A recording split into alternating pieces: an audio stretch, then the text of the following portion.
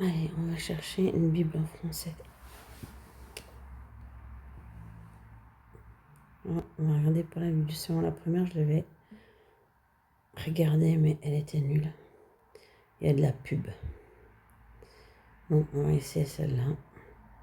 On verra bien ce que ça donne.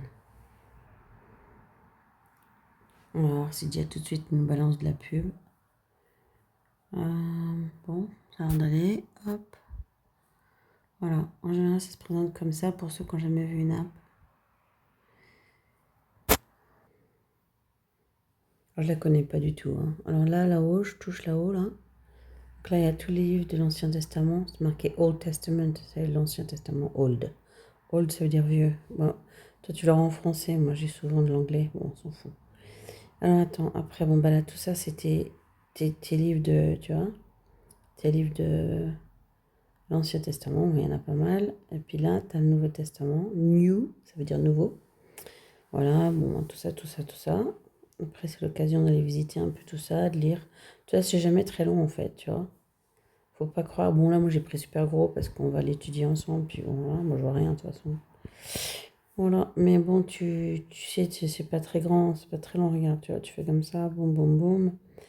Ouais, t'as lu déjà un passage, bon, là, on arrive au bout, c'est fini, tu vois, y a pas besoin de s'énerver.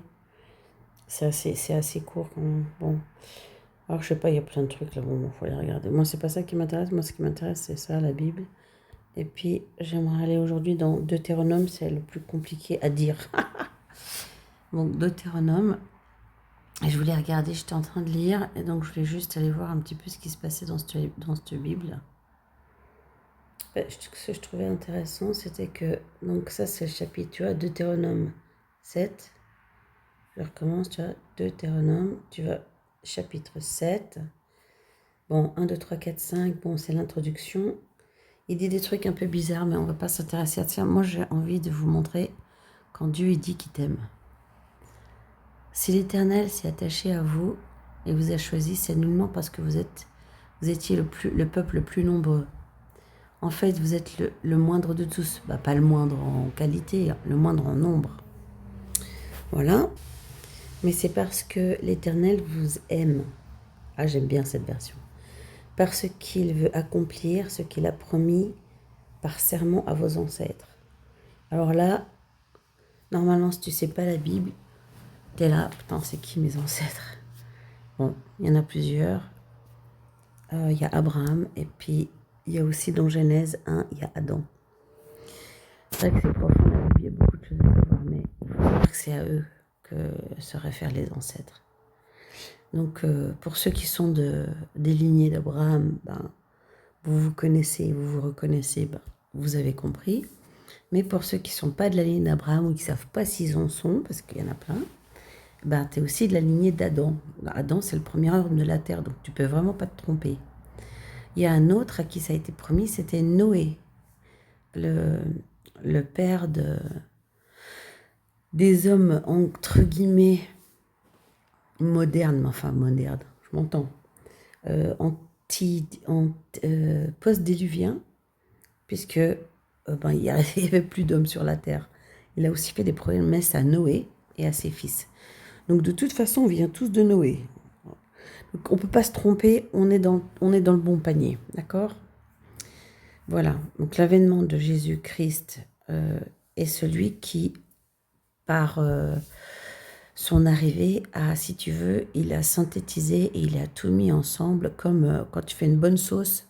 Quand tu veux lier ta sauce, tu mets de la maïzena avec de l'eau, tu fais bouillir et ça lie ta sauce. Ben, pour ceux qui ne savent pas, maintenant vous le savez, ben, Jésus c'est la maïzena. Bon, donc on va aller voir comment il nous aime. C'est pour cela qu'il vous a arraché avec puissance. Donc là, on sent la puissance du Père. C'est le Père, hein, le Créateur Yahweh. Au pouvoir de Pharaon, roi d'Égypte. Bon, bah là, en l'occurrence, c'est de l'histoire. C'est vraiment ce qui leur est arrivé. Mais le Père, il se sert souvent de ça pour les Israélites, pour leur rappeler les miracles, parce que c'était vraiment miraculeux. Et apparemment, Pharaon, c'était quelqu'un de vraiment très très dur. Et puis c'était un personnage, pas seulement politique, c'était un personnage spirituel. Le pharaon d'Égypte de cette époque-là, Ces pharaons, ils avaient beaucoup de puissance à la fois politique, mais aussi c'était des grands prêtres spirituels. Et on ne parlera jamais vraiment dans les... Ouais, dans les enseignements en général, dans les églises, tout ça, on n'explique pas grand-chose. Mais à ce niveau-là, je veux dire. Mais c'est vraiment à ça qui fait référence le Père. Quand il dit maintenant Pharaon, roi d'Égypte, il ne veut pas dire l'homme politique, il ne parle pas du président de ton pays. Il parle du grand prêtre qui est sur le pays et qui est allié, si tu veux, à des principautés spirituelles. C'est là-dessus qu'il se situe, d'accord? On est dans le monde spirituel, on n'est pas dans le monde matériel. Bien que tu es obligé d'y être, puisque tu es à la fois dans le monde matériel et dans le monde spirituel. Mais c'est comme ça qu'il faut le lire. Parce que vous allez voir, ça peut être très très dur quand on ne comprend pas et qu'on lit juste comme si on n'était que charnel. Tu te dis, mais quelle violence.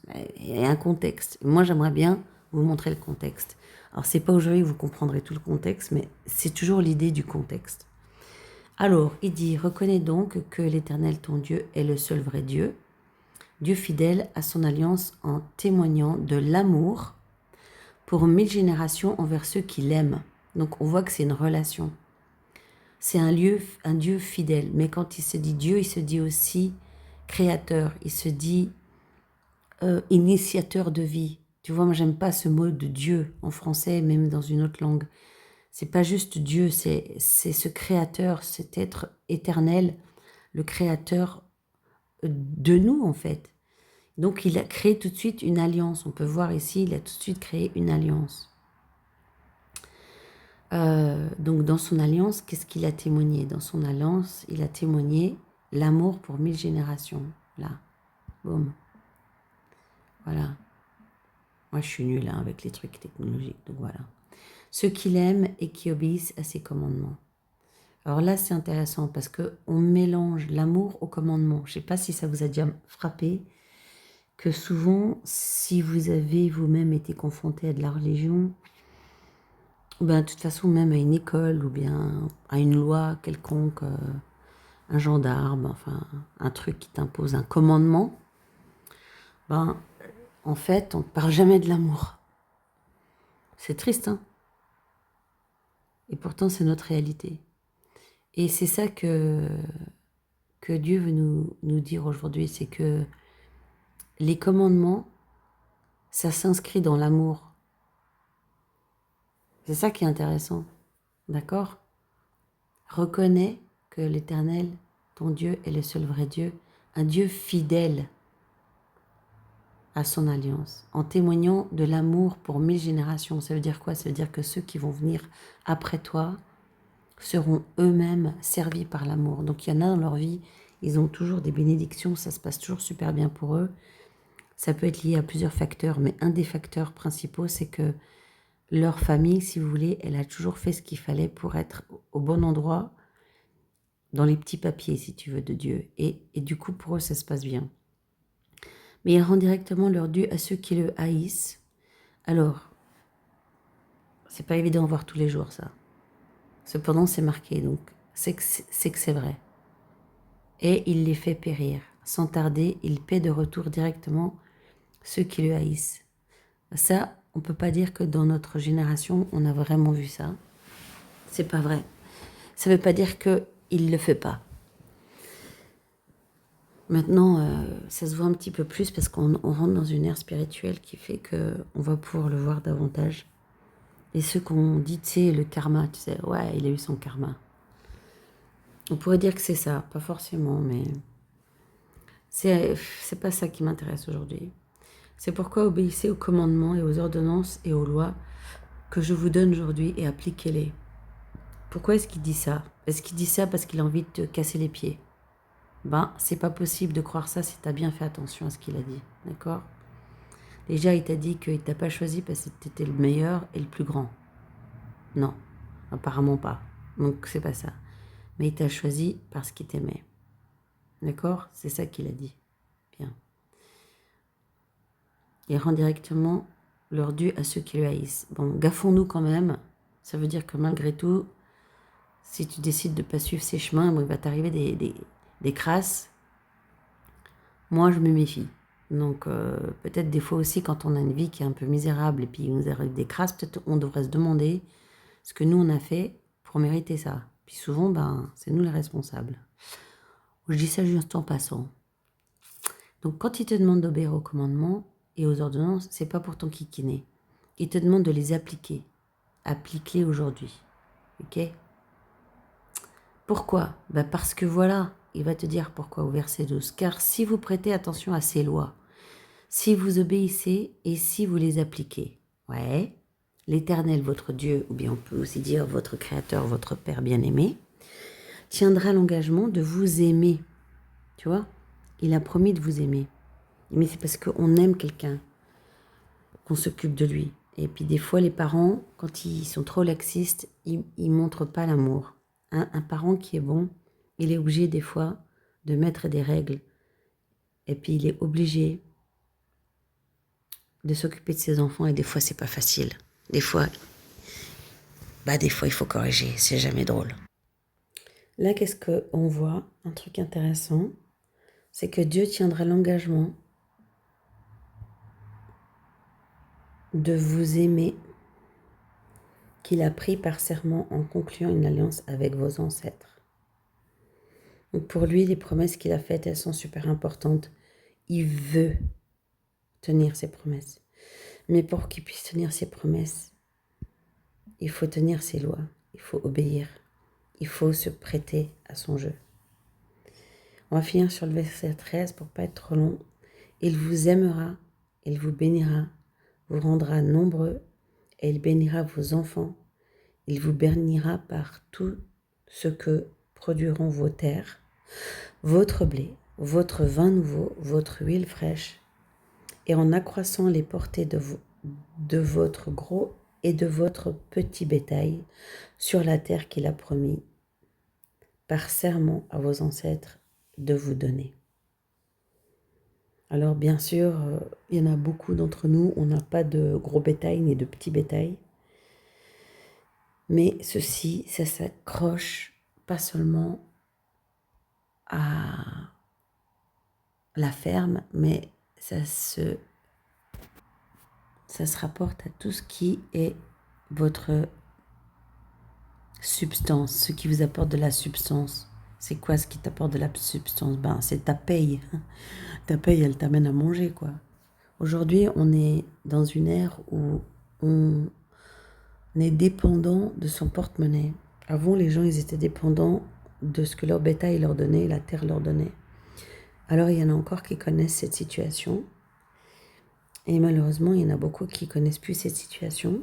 Donc, des fois, c'est pas facile de comprendre ce que dit la parole parce que quand tu n'as pas l'habitude d'avoir des animaux et d'avoir cette référence de la terre, c'est dur de comprendre. Mais qu'est-ce qu'on peut résumer? Simplement que c'est ça, regarde. Que le commandement, il s'adresse à ton cœur. Et que c'est une histoire d'amour, en fait. Et que Dieu, en fait, il a mis un cadre dans la création. Qu'on le veuille ou non. Dieu tiendra l'engagement de vous aimer qu'il a pris par serment en concluant une alliance avec vos ancêtres. Il vous aimera, vous bénira, il vous rendra nombreux, il bénira vos enfants. Il vous bénira par tout ce que produiront vos terres, votre blé, etc., etc. C'est une histoire d'amour, c'est une histoire de cadre. Le commandement, c'est un cadre. C'est pas là pour nous enquiquiner. Et en conclusion, sur le verset 11, c'est pourquoi obéissez aux commandements et aux ordonnances, aux lois que je vous donne aujourd'hui, et appliquez-les.